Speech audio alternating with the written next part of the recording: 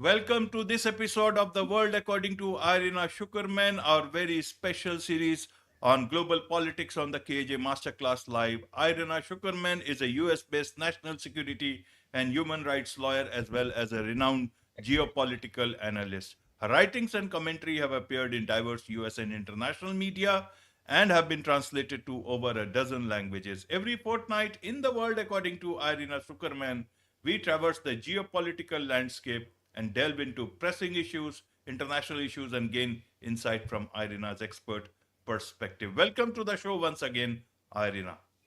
Thank you, and as always, I'm glad to be here. Thank you. Thank you. Several big topics again today, Irina, about so many things. But first, let's take up the issue of South Korea. What is happening in South Korea?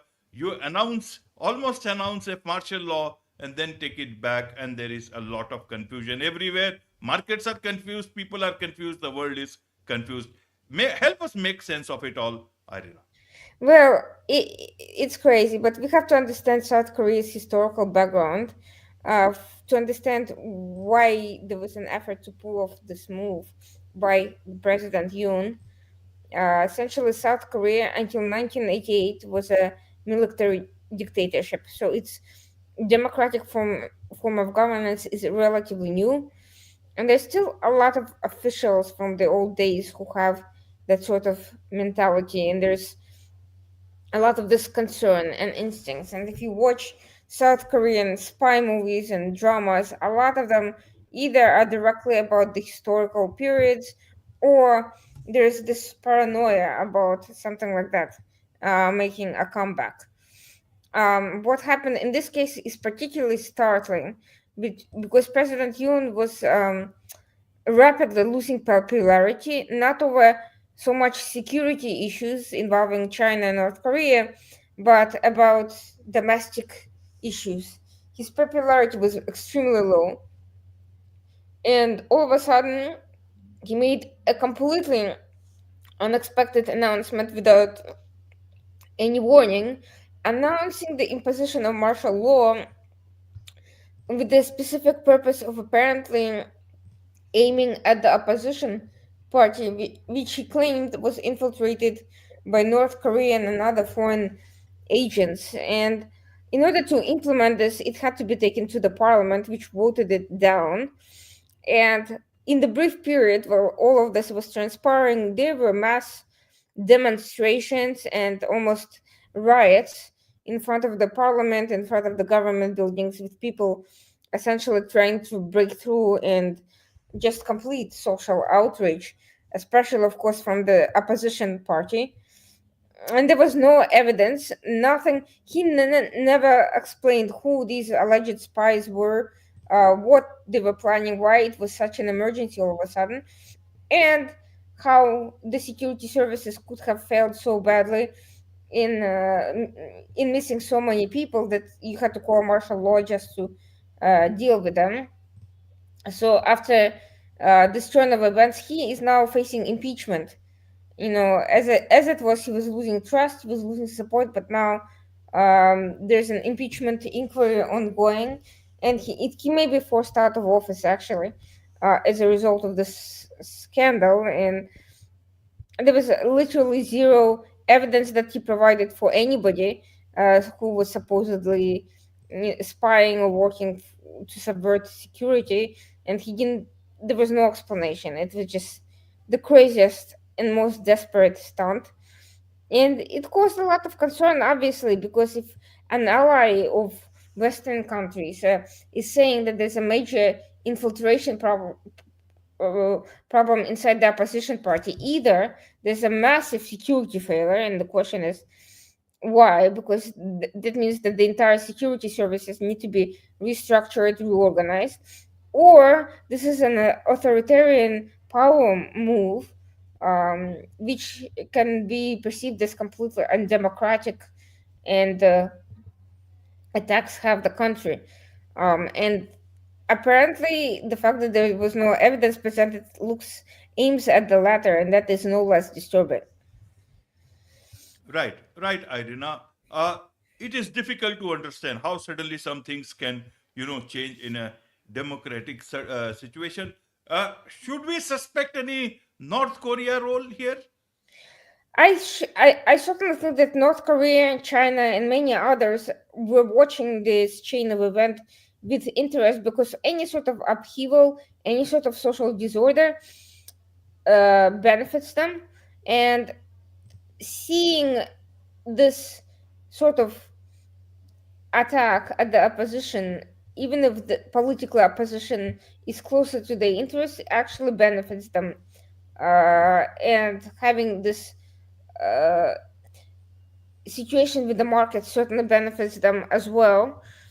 I think it may be that the advice to pull the stunt came from some foreign influence indirectly, to take advantage of his political vulnerability and to manipulate him into pulling something that only increased polarization, distrust, and obviously cause issues and tensions both internally and externally, cause this major political situation that is now uh, seen as threatening the country's stability. So clearly these countries were either prompted to move in some indirect way, or even if they did not, they certainly will take full advantage of it.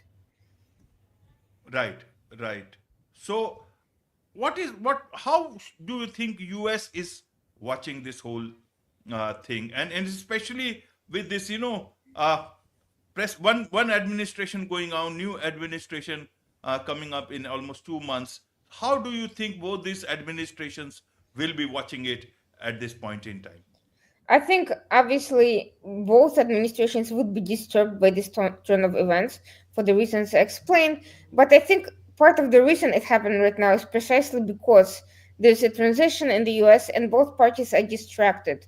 Biden just pardoned his son, so there's commotion over that. Trump is busy nominating people. Many of them are, already withdrawing from nomination process, being substituted. There's scandals. There's controversy. There are a lot of seats to fill. So there is a little bit of a distraction in the U.S. And this was good timing to make such a move. I don't know why he thought it would work because he clearly didn't seem to have a sense of his own parliament, that they wouldn't support such a move without evidence that he clearly was unable to provide. So why he thought that would just automatically support him is also not clear. Right, not clear. So let's move on from here, and talking about strange things happening. Let's talk about this strange drones over UK, nuclear bases, and even UFOs in Washington. But before you come to that, I somehow think why all these UFOs and everything all happen in the Western world, in the US, in UK, and everywhere. Do aliens understand about technology of the US and all? But in this part of the world, we never get to see those UFOs and drones, even in the last so many years. Help us understand in that backdrop about these strange drones over UK as well as the UFOs in Washington. And if you see one, do let me know. I want to see them live. So yeah, just to update that, not only London and Washington, but now the good old state of New Jersey, not all that Very close. exciting, now has been facing these apparitions. So the UFOs over London are not really UFOs; they were drones, but they were drones of unclear origin who appeared over. They were spotted by the UK, by the US intelligence over nuclear bases in the UK. So they were not just regular military bases; they were nuclear bases. So having unidentified foreign surveillance mechanisms is clearly not a great thing over such a sensitive target. There's so many questions about it. How did they appear out of nowhere? Where did they originate? Why weren't they shut down? What happened after they were notified? Now there's a criminal inquiry, but still no news about who is really behind it. Presumably, it's either Russia or China or some combination of both, maybe joint operation. But the fact that there is, Casually, you have drones just appearing over a nuclear base is, extremely problematic. In Washington, I suspect that rather than flying saucers, it likely was also either a spy balloon or a drone of some sort. I, Again, it's very odd that there's no reaction, no further information, no action was taken. It is possible that the US own military was testing its weapons, which sometimes happens, which could explain a lack of reaction of updates, but usually they would do that not over Washington, but in some unpopulated area in the desert, mm, in order not to attract attention and to cause alarm. So it seems to be some sort of a foreign object as well, and the objects in New Jersey too, most likely are drones.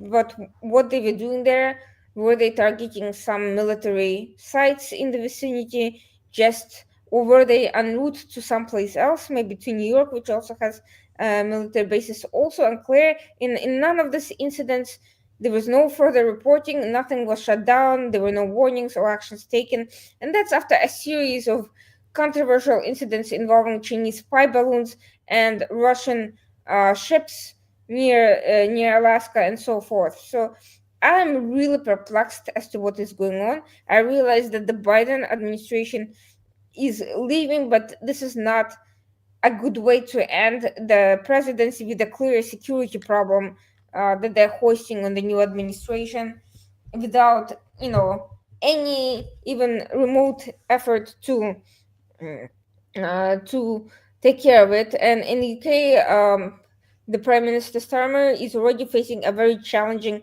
economic situation, which may cause a fall of the government, which is a relatively new government. So I don't know why he would want to add to all of this with defense-related insecurities as well. But all of this overall projects a great deal of weakness by these two administrations, and uh, really, I'm actually surprised that the media is significantly downplaying these incidents instead of asking the questions that they should of their governments. Absolutely. So if there were some U.S. military sort of an experiment, then still it is understandable. But people may not know the full truth. And do you think this will lead to a lot of uncertainty among the minds of people that if drones can suddenly appear and throw in something, and they are in a very vulnerable situation. No, nobody would want their countrymen to feel that vulnerable, especially directly in Washington. We've had a major failure of both security and communications over the past 4 years. Even, of course, during the Trump administration, the communications also were often chaotic, and we are seeing already a repetition of that with the chaotic process of nominations. But I think these domestic disturbances are taking this to the next level of a complete lack of communication, and I think this is the sort of thing that's creating conspiracy theories and feeding into a paranoid, polarized mindset and a distrust in the governments. The fact that there's no explanation, no effort to provide any sort of uh, reassurance that the US government is watching the situation, and um, that they know what it is exactly, and to explain why they're not taking any action to put an end to the presence and sudden appearance of these objects. How are they getting, if they're domestic in origin, who is behind them, and how are they able to get into the air without being, taken down? Right, right. I suspect must be some alien from Area 51 must have taken that drone and is wanting to see Washington, all these places. Be that as it may, I want to understand the impact of a president pardoning his son, and kept on saying, no, I will not do that, and then it happens. What is How do you think it will impact in terms of the rule of law, in terms of general people's psyche, as well as the new administration? Can the new administration reverse a decision like this?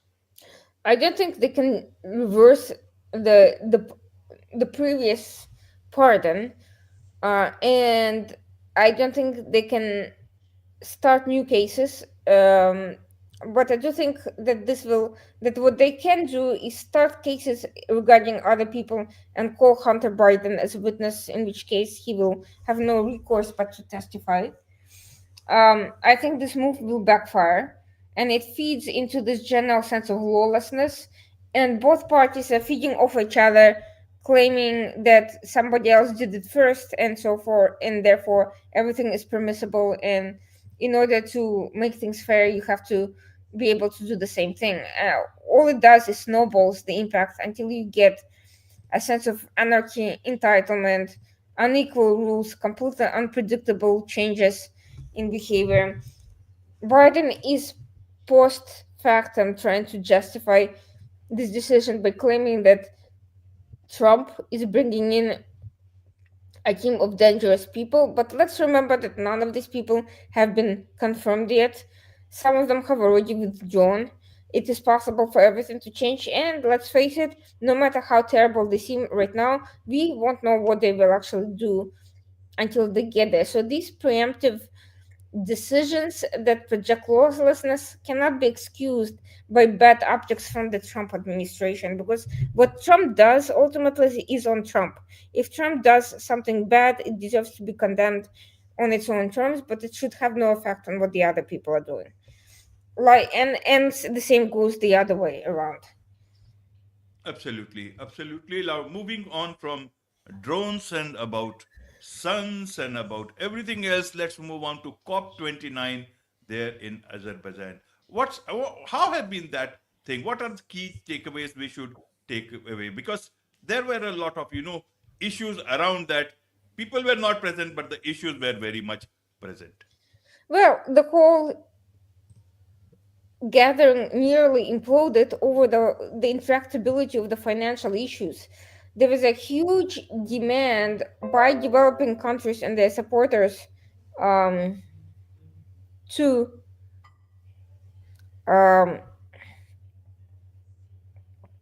uh, to get $1 trillion from somewhere for this assistance. Obviously, the total sum ultimately came down to 300 billion, which was just less than a third of what was demanded. Still a lot of money. It's a huge sum and the biggest that has thus far been gathered. We don't know whether all of that pledged money will actually make it. And if it does make it, how it's actually going to be spent. Be that as it may, it was ultimately a compromise solution. But the fact that there was this huge demand for all this money without a very clear way of how it's going to go, why so much money is necessary, how given that the underlying issues related to climate change don't have clear solutions, a lot of it may seem to people like sort of magical thinking and such shamanism trying to control climate. This is not something that really doable. And given that some of the worst infractors um, in the climate change, to the extent there is human pollution and other abuses that can be contributing to it, we're not even present, or we're present at a very low level. I do think it was an exercise in futility, not because environmental issues should not be dealt with and should not have dedicated funding, but because this seemed to be more political issue than a serious scientific approach to resolving practical concerns about specific environmental problems that are measurable, that are clear, and that can be dealt with. It was just a very generalized money gathering exercise, and it seemed to be like a power play. The global south basically trying to demand some sort of a moral compensation from the Western countries. And I sort of understand this thinking. You guys are the ones that are highly industrialized. You are polluting the environment. You are digging for rare earths. We are still developing. We are not really doing all this. So we need more help. I get that, but I don't think this is the framework. I think this framework where you're fighting over unrealistic sums of money discredits this entire concept. And I think the takeaway from this is that it was almost like a forced social bribe for, for various grievances. It was not a solution to practical concerns. There was no clear consensus on how to prevent future problems and how to hold really bad actors accountable. It was just almost like liability damages, emotional distress damages in court, but on a political level. And I think even though it ultimately ended in this sort of consensus, I think the bad taste from it will linger for a long time. And I'm not really sure what we can expect from the Brazil meeting next year, because I think there's already a lot of skepticism about the way this one went. Absolutely. And from uh, that issue, COP29, to let's move on to things on the ground about the ceasefire in Lebanon and Israel. Is it holding? Is it not holding? Do you think it will hold? Where will it lead us to? Well, it was broken very shortly, just a few days after, by Hezbollah firing rockets and Israel responding. And officially, it still is holding. Unofficially, it's been problematic from the very beginning. And quite frankly, I think this was just a political move for Netanyahu to achieve three goals. First, to wait out the time until Trump comes back to office.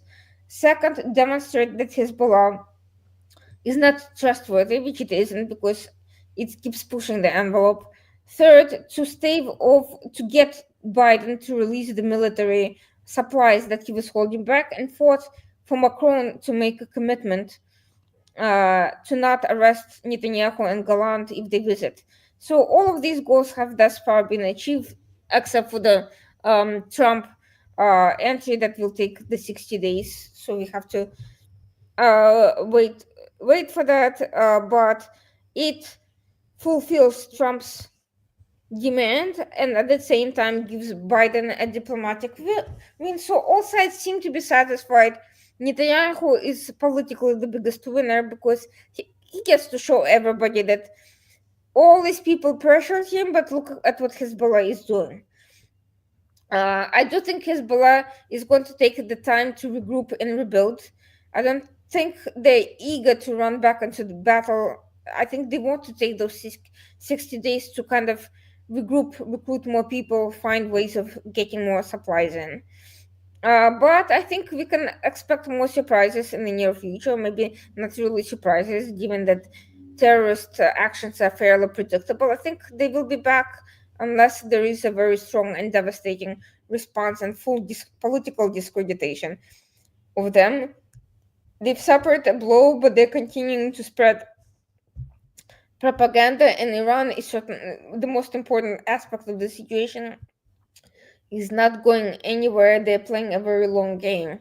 So we have to look at it from their perspective. They're willing to wait as long as it takes before making a comeback. If it means waiting 4 years until Trump is gone from office, or cutting a deal with him midway, or doing some fake compromise and then clandestinely continuing their activity, or refocusing on the nuclear file or in some other area of the world, they are more than willing to do all of that just to ensure their own political survival and the ultimate success of their doctrinal and geopolitical strategy.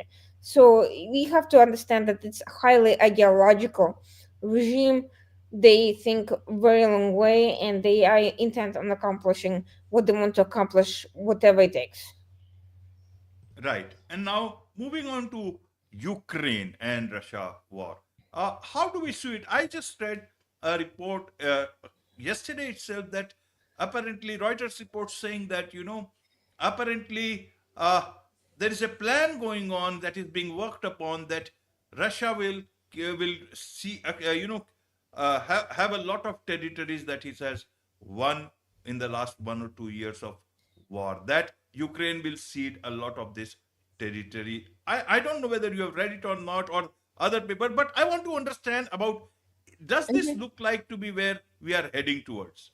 No, no. First of all, the report is not accurate because this is not what Zelensky said. He was mistranslated, and literally, this was not what he said in the original. It was mistranslated and then misreported, and later it was the media issued a retraction. Um, It is true that Russia has made advances, but it's also true that their front seems to be collapsing. A lot of their soldiers fled from Kherson Oblast, one of the strategic regions. Others have been pulled back to fight for the to return to the Syria front. So the developments in Syria have been having an unexpected impact, even more than the new American weapons that are being released now. And the Biden administration also just announced additional funding that is being released to Ukraine, literally days after all of this was happening. So there's a lot going on, and Russia is also suffering horrific human losses. They have suffered about 700,000 deaths, and uh, and they're losing thousands of people a day, which is Right. tremendous. They claim to have reserves that are ready for fighting, but it's still a lot of people. It's demoralizing. Financially, they're on the brink. They still have some funding. They're making illicit money, but it's the economy is very unstable, even if it's not being felt as much as expected at the moment. Absolutely, absolutely. So everyone is getting seems to be getting ready for Trump coming into office, and a lot of things look like towards going into. It looks like Trump will say what Trump will say will actually happen on the ground. Do you think Putin has to listen to Trump? No, first of all, he definitely doesn't have to listen to anybody right now. And second, he already made it clear, first through the former president, and now more directly, that this is, he's not interested in any peace deals. And this is not something Trump can control.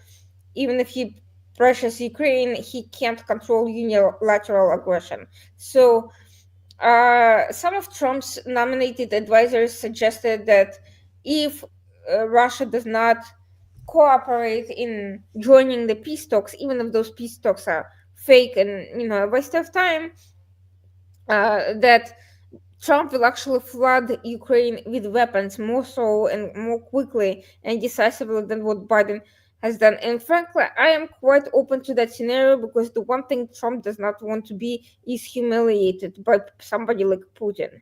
So his hand may be forced, even though everyone around him is actually suggesting the opposite, but he is not uh, he may have to show some strength and leverage to achieve his goal.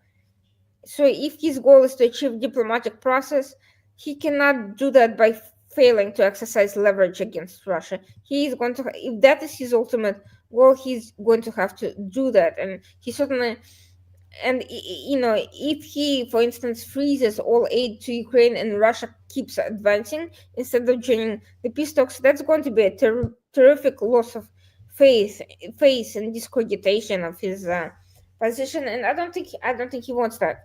I really don't. And now it's interesting that Tucker Carlson is in Moscow right now while all of this is going on with the Syria situation, Assad's recent visit to Moscow as well. I hardly think it's coincidental. I think Russia is in trouble. They're bombing the Syrian positions, but I think all of this has put them on a very shaky footing, and I think they are scrambling to maintain balance. And I don't think their positions are secure, and I think this is gives Trump a very good opening with respect to dealing with this situation. Right. So why not get more North Korean soldiers now that it's a open secret now?